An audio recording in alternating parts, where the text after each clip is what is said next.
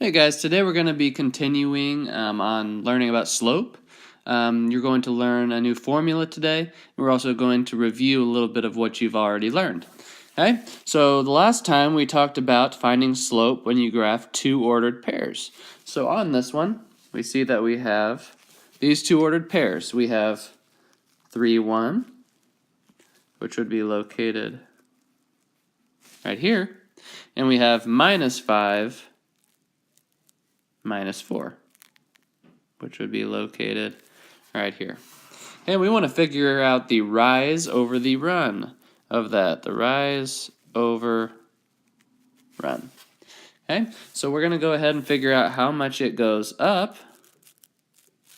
And it looks like it goes up 1, 2, 3, 4, +5. And it looks like it runs 1, 2, 3, 4, 5, 6, 7, 8. Okay, so we can simply plug that in there and get your slope of 5/8. Okay, so we learned that last time. You seem to do pretty well with it, not a problem at all. Okay, but other times you might have the same type of problem and you have an ordered pair like these guys, but it's like, oops, all of a sudden you realize, oh shoot, I don't have enough room to actually put that on the graph. What do I do? Okay, in that case, you're going to use a formula. Okay, so go ahead and write this down. Okay, go ahead and write down the slope formula. Okay, so far your slope formula has been rise over run. Okay, but today it's going to be a little bit different.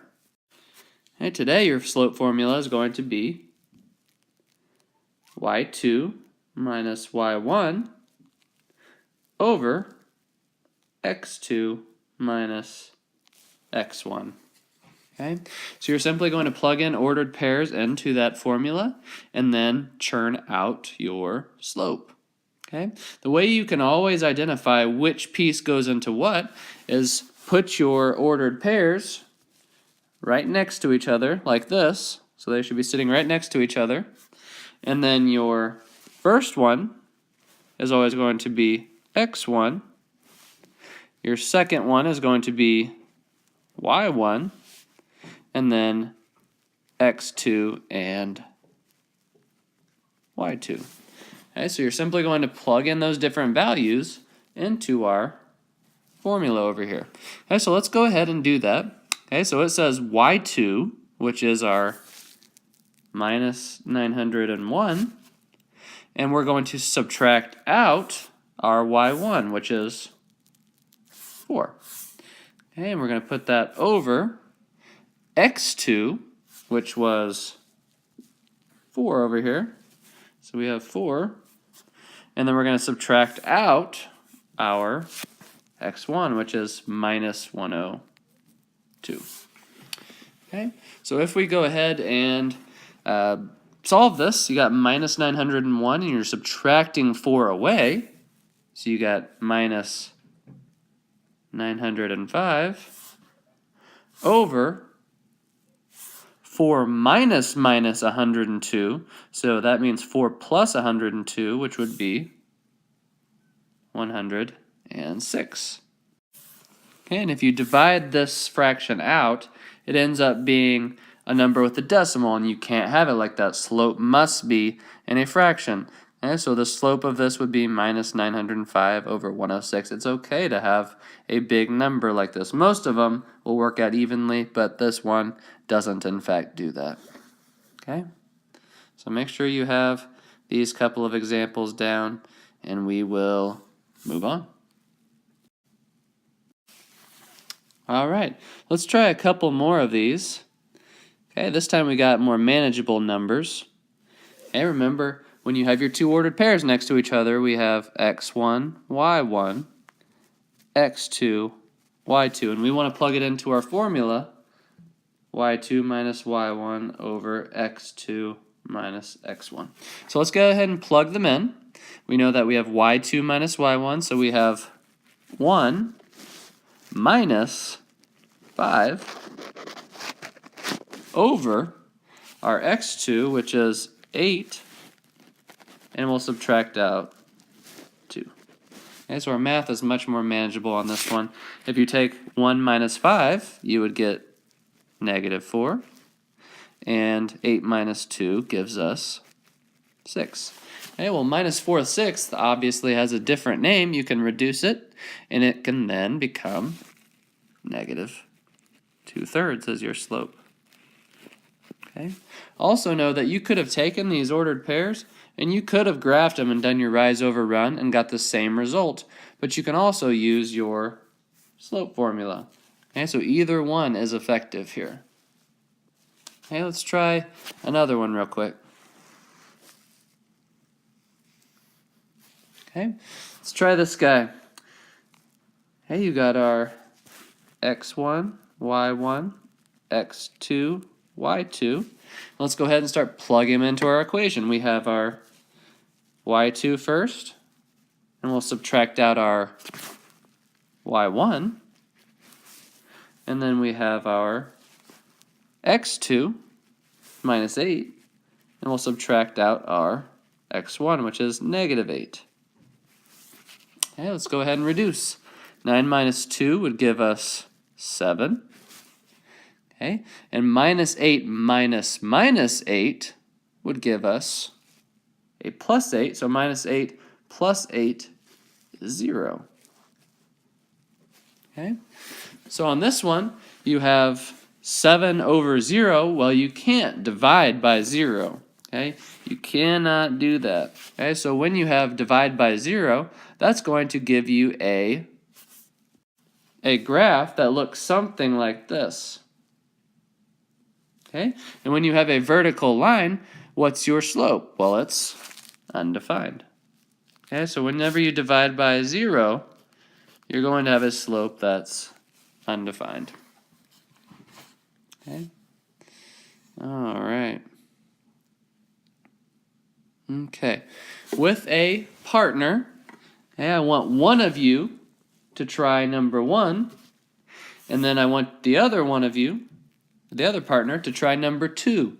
Okay, so try these problems, and then I want you to go ahead and share what you found with your neighbor. So take the next minute or two, look over these, and explain what you found to your neighbor. All right. Okay, so we've learned to find slopes from two ordered pairs. Now we're going to look at finding slope from graphs and from t-tables.